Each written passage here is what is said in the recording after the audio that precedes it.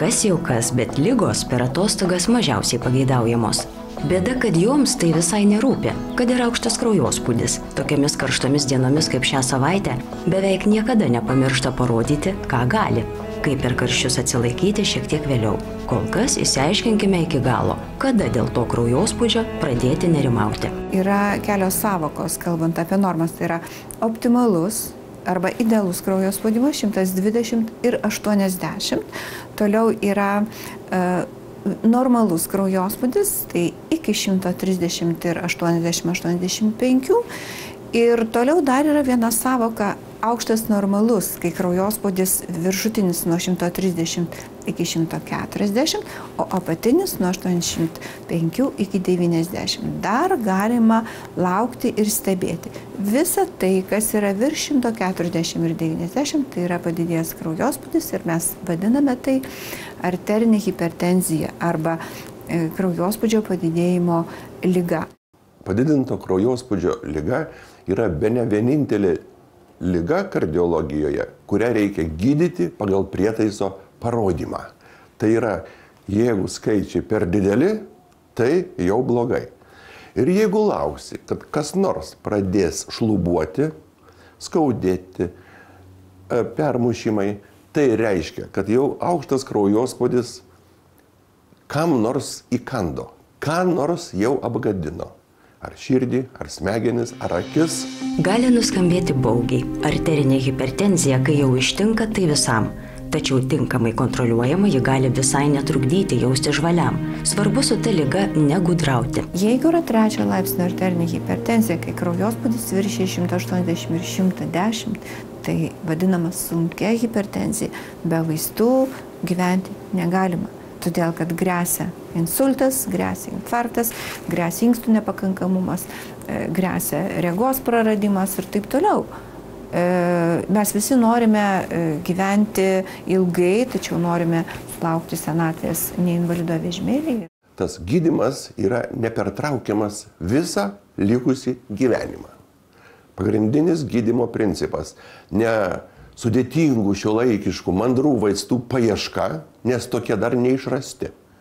Vis tiek praėjo para ir kokį tu gerą nebūtum geręs, kitą dieną vėlgi reikia gerti. Paveldimumo nepakeisim, amžiaus nepakeisim, tai turime tik tai žinoti. Tačiau visų pirmiausia, mesti rūkyti, nes kraujagyslės nuo kraujospūdžio jau ir taip nukentėjusios. Rūkymas didina trombų susidarimo riziką. Mesti rūkyti. Toliau kraujospūdžiui labai svarbu kūno masės mažinimas.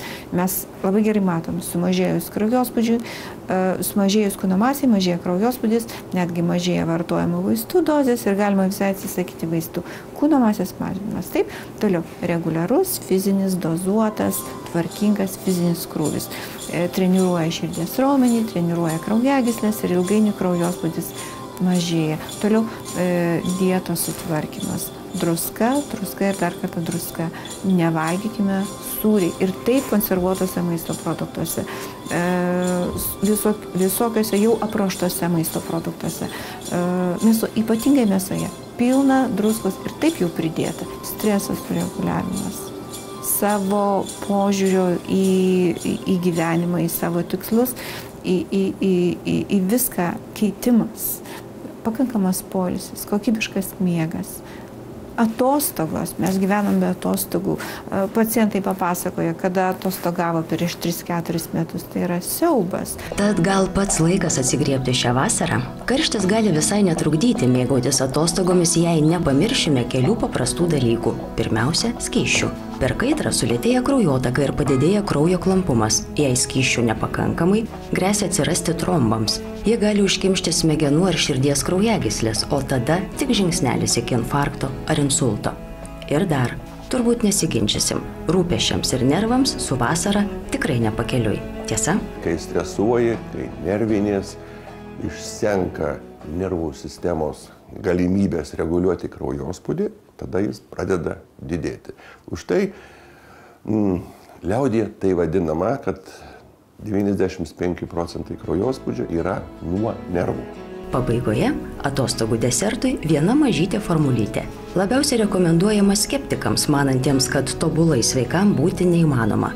Tik keli skaičiukai ir aišku savaime truputis pastangų. Sveiko širdies kode ir yra parašyta kraujospūdis nedaugiau 140 ir 90, bendras kolesterolis nedaugiau 5, toliau pulso dažnį dar priminčiau, kaip sakiau, apie 60-70, toliau 30 minučių per dieną fizinio aktyvumo, pageidautina kasdien, galima iki valandos ir 0 cigarečių per dieną. Dar priminčiau kūno masės indeksas nedaugiau kaip 25 ir liemens apimtis. Idealu būtų, jeigu moterims jį būtų nedaugiau kaip 80, o vyrams nedaugiau kaip 94. Atrodo nerealu, o bandėte?